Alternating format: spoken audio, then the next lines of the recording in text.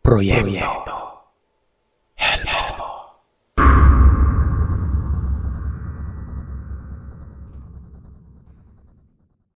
Ako si Roberto, Tubong Albay. Ito ang unang pagkakataon na magbabahagi ako ng kwento sa inyo. Pinilit lamang po ako ng kaibigan ko na ibahagi sa inyo yung naging karanasan ng kanyang Lola Gracia tungkol sa isang aswang na hindi umano'y mahusay sa pagbabalat kayo.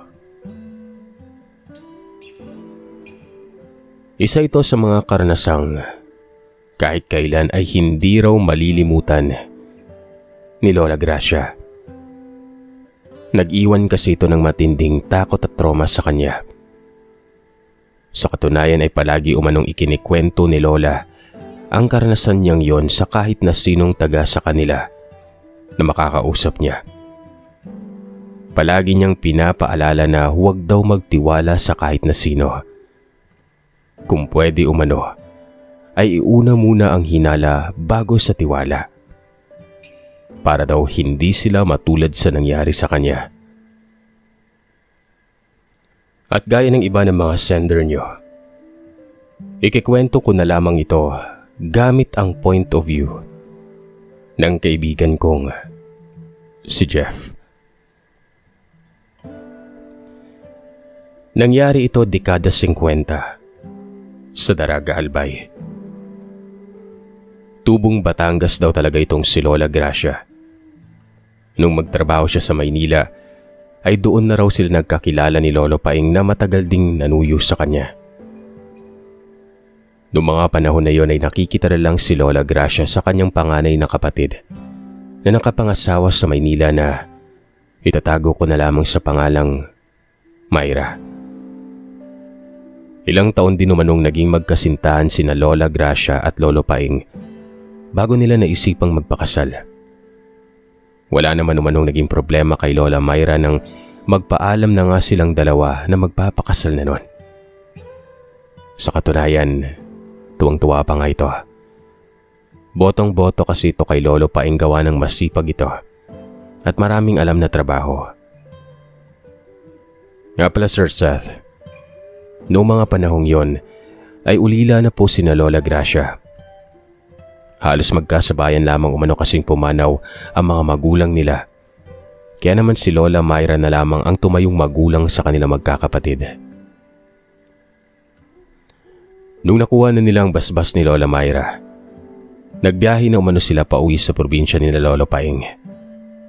At dito ngayon sa Daraga, Albay. Dito raw kasi gaganapin ang kanilang kasalan nun. Gawa ng malayo yun at may kamahalan ng pamasahe, ay walang isa man sa side ni Lola Gracia ang nakasama para saksiyan ng kasal. Maging si Lola Myra, hindi nakapunta. Bagay na naiintindihan naman ni Lola Gracia at Lolo Paing. Ilang araw pa lamang umano naroroon si Lola, ay kung ano-anong balita na ang naririnig niya tungkol sa mga aswang na nambibiktima. Nung una ay hindi niya yun pinaniniwalaan pero nang sumapit ang mismong araw ng kasal niya, ay doon niya mismo nasaksihan ang isa sa mga uri ng aswang na labis niyang kinatakutan. Yung mismong gabi ng araw ng kasal nila, may kakaibang nangyari. Nagsasayawan na umano sila noon. Sa probinsya kasi namin, kapag may ikinasal, magkakaroon ng sayawan at sabitan ng pera pagsapit ng gabi. Nung saktong nagsasayaw na raw sila, ay bigla na lamang umalingasaw sa buong paligid ang napakabahong amoy. Yung amoy raw ay magkahalong panghe at langsa. Nakakapanduwal umano. Natigilan umano sila noon dahil hindi na talaga nila matiis yung amoy. Maya-maya ay nagsigawan na yung mga bisita na nakapwesto sa madilim na bahagi ng lugar. Doon sa hindi na naaabot ng ilaw. Nang tumingin daw si Lola Gracia sa gawing yon, nagsitaasan umano ang mga balahibo niya nang makita ang isang babaeng itim na itim ang kulay ng balat. Namumula ang mga mata. May dalawang matutulis na pangil at dalawang malalapad na pakpak. Ang higit na katakot-takot ay kalahati lamang umano ang katawan nun. Napasigaw si Lola Gracia nang makita yon. Marami rin ang nakakita kaya naman hinabol nila ang nilalang na ito. Kitang-kita pa ni Lola kung paano ito lumipad papalayo. Doon na niya napatunayan na totoo pala ang mga ganitong uri ng nilalang. Ilang buwang matapos ang kasal nila ay nagbuntis itong si Lola Gracia. Simula pa lamang umano ng unang buwang pagbubuntis niya, ay hindi na siya naglalalabas sa bahay gawa ng natatakot umano siya na baka maamoy ng mga aswang yung sanggol sa kanyang sinapupunan. Sa bawat buwan nga na lumilipas, mas lalo pang nadaragdagan ang kanyang takot gawa ng marami siyang nababalita ang mga buntis na biktima ng mga aswang. Isang gabi, nagising umano sila ni Lolo dahil may narinig sila mga pagaspas ng pakpak na parang malapit na malapit lang sa kanila. Noong mga panahong iyon ay mga 7 buwan na umano ang tiyan ni Lola Gracia. Gayon na lamang ang takot nila nang makitang gumagalaw yung bintana na tila ba puwersahan itong binubuksan. May naririnig din silang umaangil mula sa labas nun. Tumigil lamang umano yon nang lagyan ni Lolo ng maraming asin, abo at bawang ang bawat gilid ng bintanang yon. Kumuha rin ng matulis na buho si Lolo at nagmadali itong lumabas. Ilang beses pa umano siyang napamura nang makita ang isang tiktik na nakadikit sa kanilang dingding na malapit sa may bintana. Sinaksak umano niya ito gamit ang hawak niyang buho, pero mabilis itong nakailag. Matapos yun ay mabilis na itong nakalayo kung saan tumalon-talon pa ito sa sanga ng mga puno hanggang sa tuluyan na itong maglaho sa dilim. Kinabukasan ay nagising sila sa sunod-sunod na mga katok. Nang buksan nila ang pinto ay laking gulat nila nang tumambad sa kanilang harapan ang kanyang ate Myra. Nakangiti ito habang nakatingin sa tiyan ni Lola Gracia. Laking tuwa umano nilang mag-asawa nang makita ito. Hindi nila inaasahan na makakadalaw ito sa probinsya gayong hirap na hirap din itong kumita ng pera sa Maynila. Hindi rin nila alam kung paano nito natuntun ang eksaktong bahay nila gayong hindi naman nila nabanggit dito ang eksaktong address ng tinitirahan nila. Maigpit na yakap ang sinalubong nito sa kanya. Bagay na ikinagulat ni Lola Gracia. Dahil simulat sa pool ay hindi pa umano siya niyakap ng ganon ang kanyang kapatid. Hindi raw kasi malambing na tao ang kanyang ate Myra. At lalong hindi umano nito ugali na mangyakap. Inisip na lamang umano ni Lola na baka namiss lang siya nito, kaya ito napayakap sa kanya. Simula umano nang dumating ito sa bahay nila, palagi itong nakabuntot kay Lola Gracia. Palagi rin itong hinahawakan ang matambok na tiyan ni Lola noon. Kakaibang kinikilos nito. Maging si Lolo Paing ay nagtataka na gawa ng pati sa pagtulog ay hindi nito tinatantanan si Lola. Sa katunayan, simula nang mabakasyon ito sa kanila ay palagi itong natutulog sa tabi ni Lola. Tapos si Lolo Paing, pilit nitong pinatutulog sa kabilang kwarto. Palagi rin umano itong nagpipresentang magluto ng mga ulam nila sa bahay kung saan ipinaghihiwalay pa nito ni Lola Gracia. Sobrang naninibago umano sila dahil lahat ng mga niluluto nito ay hindi man lamang niya nilalagyan ng asin nun.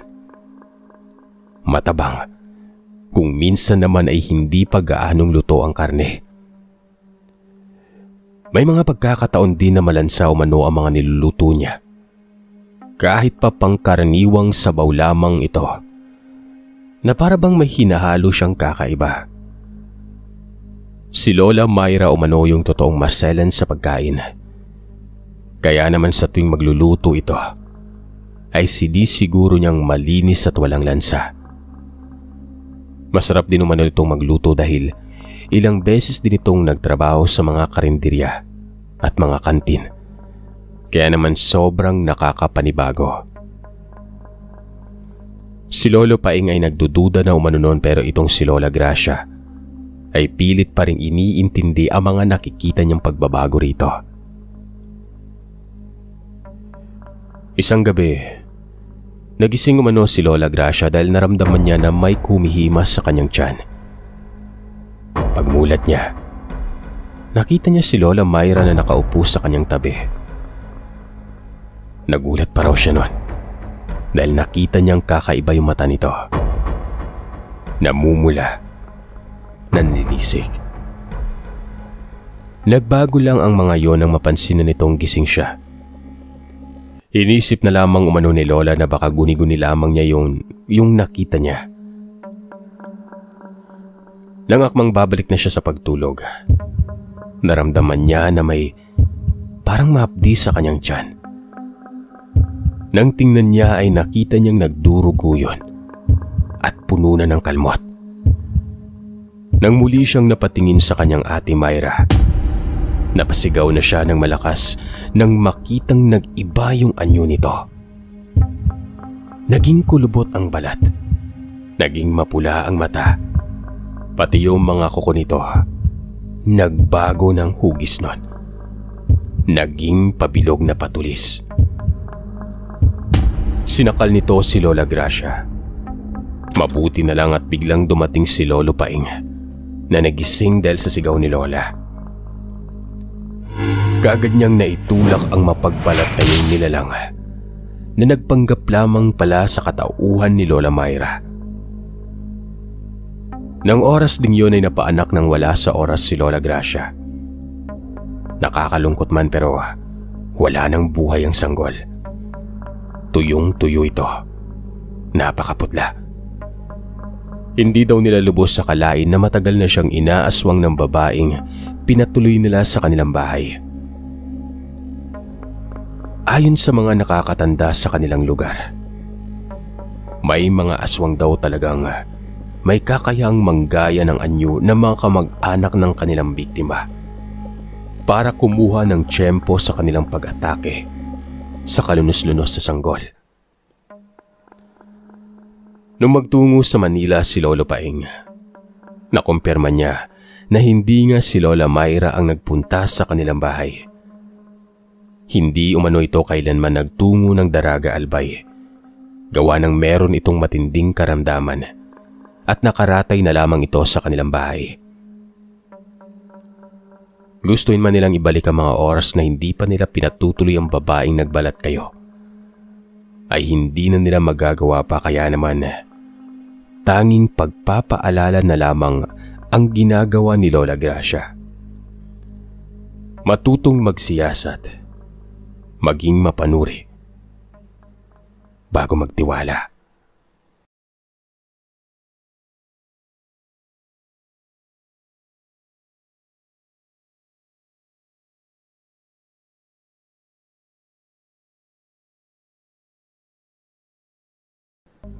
Magandang araw, Sir Seth. Tawagin niyo na lang ako sa pangalang Albert. At ang kwentong ibabahagi ko sa inyo ay nangyari sa bayan ng aking Lola Sabel, sa Aklan. Bali, ang aking lola ay pinag-uusapang mangkukulam sa aming bayan. Sa itsura niya pa lang, talagang may patutunguhan ng takot na nadarama ng mga tao, kaya naman iniiwasan si Lola Sabel sa aming lugar. Ang hindi nila alam, marami nang nakulam si Lola. May mga taong nagpupunta sa aming bahay para ikontrata siya sa isang misyon. Yun ay ang pahirapan ng isang tao. Nung una, nasusuklam ako sa napapabalitang kakayahan na meron ng aking abuela. Maski ako, kinukutya na rin kasi nun. Gustuin ko mang magreklamo ay hindi ko magawa. Natatakot ako na baka isipin ni Lola na ikinahihiya ko ang mga bagay tungkol sa aming pamilya. Maliban kasi sa pagiging isa niyang kilalang mangkukulam, ay nakagisnan ko na rin ang pagkakaroon niya ng alagang mga tuta. Ito ang mga klase ng nilalang na ayon sa mga nakakatanda ay alaga umano ng mga aswang at siyang nagbabantay sa bawat sulok ng lugar para maghanap ng kanilang mabibiktima. Nung una, hindi pa ako natatakot sa mga nasabing nilalang kasi hindi ko naman sila nakikita noon at naiisip na bunga lamang ito ng malikot kong imahinasyon. Pero may mga bagay talaga na sadyang kahirap ipaliwanag. Lalo na kapag madalas kong makita si Lola na nakaabang sa labas ng bahay at hindi gumagalaw. Yakap ang mga tuta na tila hindi naman lumalaki at nakakakilabot tingnan na animoy may hinihintay nun. Hindi po ako lumaki sa aking ina. Isa ako sa mga batang maagang iniwan ng ina para magtrabaho. Wala naman ako magawa para magreklamo nun. Mahirap ang buhay. Tapos nung araw ay nagloloko pa si Papa kaya kung saan-saan nakakarating si Mama para lang magkapera. Naging mas malapit kami ni Lola at natuklasan ko nga ang madilim niyang lihim. Napansin ko na may pagkakawig pala ang mga aswang sa mangkukulam. Marunong silang umusal ng mga ritual at kaya nilang gumawa ng mga bagay na hindi sang-ayon ng Panginoon. Bali isang dating katekista si Lola at basta na lang tumigil tapos nalaman ko na may iba na pala siyang hilig nun. Yun nga ay ang pumatay ng tao. Nagsimula lamang ang mga yon nang madiskubre ko ang tungkol sa mga tuta na tinatago niya sa kanyang kwarto. Umalis noon si Lola para magpunta sa palengke nang makarinig ako ng ingay ng kalabog sa itaas ng aming bahay.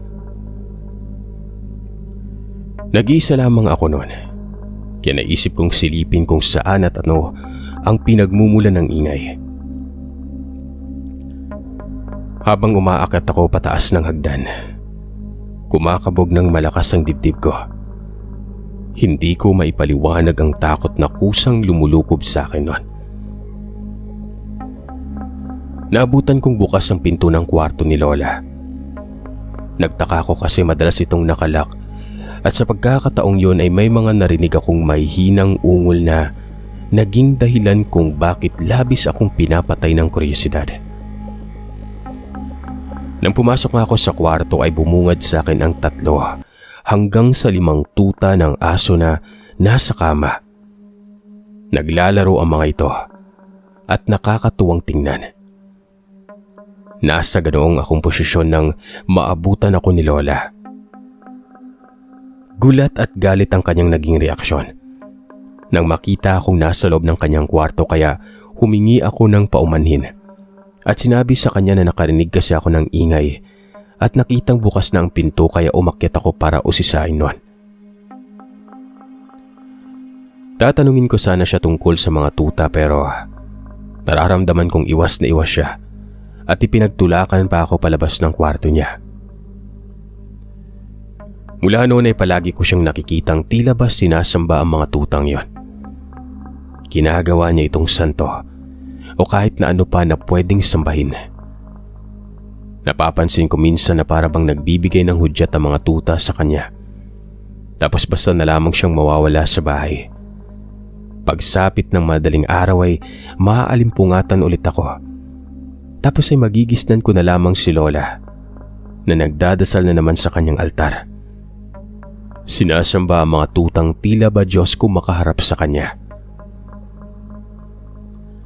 Ang isa sa mga ikinasisinda ko, palagi siyang may dalang sariwang atay na kinakain niya matapos niya itong ialay Natatakot ako at iniisip na hindi kaya aswang si Lola. Hindi ko naman inakalang magiging totoo pala ang paniniwalang yun sa paglipas ng mga araw. Hindi ko na din napakialaman pa ang tungkol sa kakatuwang mga tuta na yun dahil kinalingguhan ay kinuha ko ni Mama. Sabay sabing sa Maynila na daw ako titira kasama siya at si Papa na tuluyan ng nagkaayos ay tapos doon na daw ako mag-aaral noon. Makalipas ang 5 taon ay bumalik akong muli sa probinsya at nagbakasyon kasama ang aking pamilya. Mas naging matanda na si Lola at nanginginig ng magsalita. Hindi ko akalaing sa kabila ng kanyang katandaan ay dito ko pa matutuklasan ang kanyang lihim na hindi ko kailanman makakalimutan. Nalimpungatan ako at bumangon isang gabi. May naririnig akong kaluskos sa labas ng bahay. Kaya naisip kong sumilip nun. Napakunot noo ako nang matanaw ko si Lola habang nakaupo na naman sa madalas na lugar niya nung bata pa ako. Tulala na naman ito habang dinidilaan ng mga tuta sa kanyang paanan. Napamulagat ako, Sir Seth. Ang mga tutang yon, ganun pa rin ang itsura nila makalipas ang 5 taon. Bakit hindi sila lumalaki? Hindi man lamang nagbabago ang kanilang anyo o kahit tumanda man lang. Dahil sa labis kong pangingilabot, naisip kong bumaba at mas lapitan pa si Lola nang hindi niya napapansin. Nang makababa ay nauulinagan ko ang kanyang mga iniusal na labis na nakapagpakaba sa akin. Pakiusap. Huwag ang apo ko. Ayokong kainin ang apo ko. Humanap na tayo ng ibang biktima. Huwag lang ang apo ko. Tila binabangungot niyang wika kaya naglakas loob akong lumapit at hinawakan siya sa balikat nun. Napagtanto kong tulala pala si Lola. Nakatingin sa malayo. Pero napaatras ako na makitang dahan-dahan siyang lumingon sa akin gamit ang kanyang nanlilisik na mga mata. Pero malawak na nakangisi nun. Sabi niya, "Apo, pahingi naman ang bituka mo. Gutom na gutom na gutom na ako." Tumulo pa ang kanyang laway nang mapasulyap sa aking tiyan. Noong mga oras na yun pero nang makatingin si Lola sa akin, para bang hubad ako at nakikita ang lahat ng laman loob ko. Dahilan para masindak ako nun. Ako yung tipo ng taong hindi kaagad nakakagalaw kapag inunahan ng takot.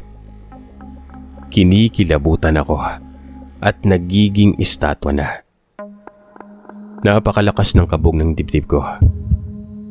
Parang binibingi ako kaya kahit nagsisigawan na pala sina Mama at Papa mula sa loob ng bahay para tawagin ako nun, hindi ko na sila marinig. Nagawa ko lang kumurap-kurap nang may humila sa akin palayo ka, Lola. At nang mapatitig ako sa gumawa nun, nakahinga ako ng maluwag. Si Papa. Pagpasok namin sa bahay ay tinanong ko kaagad si Mama kung ano ba ang nangyayari kay Lola. Dati ko nang napapansin sa kanya ang mga weirdong bagay na yun pero ngayong malaki na ako ay kailangan ko na ng kasagutan. Nagkatinginan sina Mama at Papa saka ipinagtapat na si Lola ay isang mangkukulam na nagpatuloy sa pagiging aswang dahil sa utos sa kanya ng mga tuta na nagsisilbing amo niya. Napatingin ako sa kanila. Si Lola daw ay isang tiyuan. Nakita na mismo ni Mama kung paano nagbagong anyo si Lola. Na wala man umanong pakpak, ay naging baboy naman. Sumisigok-sigok na para bang naghihintay na may mabiktima. Ito ang dahilan kung bakit muntikan na silang magkahiwalay ni Papa. Dahil minsan na umanong dinaluhong ni Lola ang aking ama. Rason na lamang umano ang paglolo ko ni Papa para wag na akong masyadong maraming tanong. Sabi ni Mama, matanda na umano si Lola kaya siguro madali nang nakuha ng mga masasamang elemento kagaya ng mga tutang yon ang isipan niya. Hindi na kasi siya gaanong napapakalma at mukhang kontrolado na siya ng kanyang kasamaan. Minanduan ako ni Mama na magkulong sa kwarto pagkatapos nun. Natakot na akong lumapit pa kay Lola. Para kasing hindi na siya normal na tao kung magsalita at kumilos nun. Tapos may mga araw naman na magiging matino siya kausap. Nang kailanganin na naming bumalik ng Maynila, naging maayos naman si Lola. Do minsan, tumatawag sa amin ang kapitbahay na sinusumbong ang nakikita nilang kababalagan tungkol kay Lola. Kaya siya nakaupo dito sa ganung parte o lugar pa rin at hinahaplos ang kanyang alagang tuta na hindi naman lumalaki-laki. Nahinto lang kami sa pagiging panatag ng mabalitaan namin isang araw na naglayas si Lola sa sarili niyang bahay.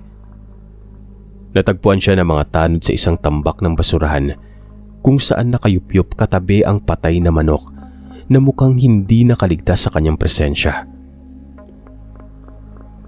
Umugong ulit ang usap-usapang isang nakakatakot na nilalang si Lola dahil sa natuklasan ng mga tao.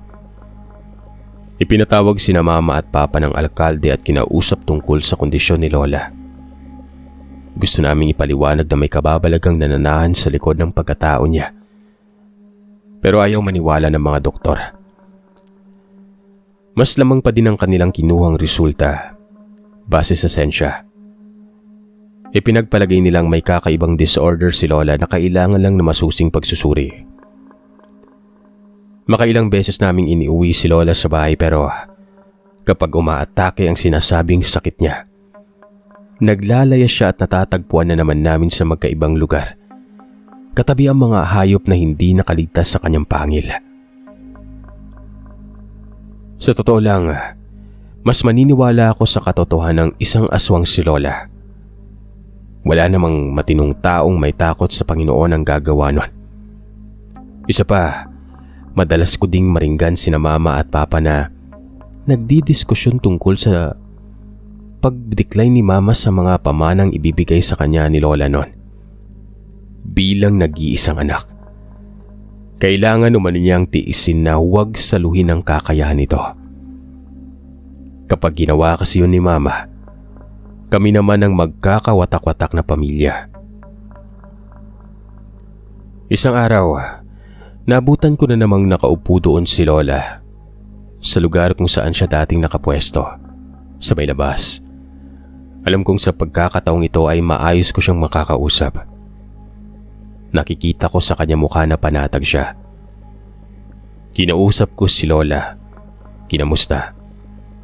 Ngumiti sa akin at sinabing masaya daw siya. Umaasa siya na makakaalis sa kapangyarihan ng mga tuta. Pagod na pagod doon umano siya. Ayaw niya naman na manahin ni Mama ang kapangyarihan na pinagpapasapasahan ng mga ninuno niya noon. Humarap siya sa akin sabay sabing, kailangan umano ay mauna na kaming umalis sa lugar na yon. Huwag nang babalik kahit kailan. Siya na umano ang bahalang dumispat siya ng bagay na kay tagal na niyang dapat na itinaboy. May mga bagay daw minsan na kailangan pang pagdusahan bago natin mapagtanto na hindi raw ito makakabuti sa buhay natin. Niyakap ko si Lola at sinabi sa kanya na kailangan niyang lumaban, na malalagpasan niya ang lahat ng pagsubok, na babalik din sa normal ang lahat. Hindi ko naman inaasahan na yun na pala ang magiging huli naming pag-uusap. Kinagabihan, maingay ang mga aso. Kanya-kanya sa pag-alulong at halos hindi na matahimik pa. Kinabahan ako at bumangon. Sumilip sa bintana. Nang marinig ang mga kaluskos at natanaw si Lola sa pwesto kung saan madalas ko siyang makitang nakaupo. Malayo na naman ang kanyang mga tingin. Sa kanyang kandungan, nakapwesto ang mga tuta. Habang tumatagal, hindi na tuta ang tingin ko sa kanila, kundi mga nilalang na may mga sungay. Dinidilaan nila ang kamay at mga braso ni Lola. Sa bawat paglandas ng kanilang dila ay nagbabago ang balat niya. Tumirik ang mga mata ni Lola. Bumagsak sa lupa. Nagkikikisay na para bang nakainom ng laso nun. Ilang saglit lang ay nasaksiyan ng dalawa kong mga mata kung paano siya nag-anyong baboy at bumangon na parang walang anumang nangyari nun. Bago ko pa man siya napigilan, lumabas siya ng aming bahay para maghanap na naman ng biktima. Umaga nang magkagulo ang mga tao sa aming lugar. Natagpuan na patay si Lola sa may kawayan. May saksak ng bagakay at tilat na mga mata. Matigas na ang katawan nito, pero walang kahit na sino ang umangkin sa krimen. Lahat ay lumilis lang ng tingin kaya wala kaming nagawa kundi ang ilibing si Lola ng tahimik noon. Ikinuwento ko sa kanila ang huli naming pag-uusap. Naisip ni na Mama na baka paraan yun ni Lola para makawala na sa mga nilalang. Baka pagod na siyang maging utusan. Saan man siya naroroon ngayon, alam kong masaya na siya. Hindi na siya kailanman magiging aswang tiyuan. Hindi na siya makapangbibiktima pa ng labag sa kanyang kalooban.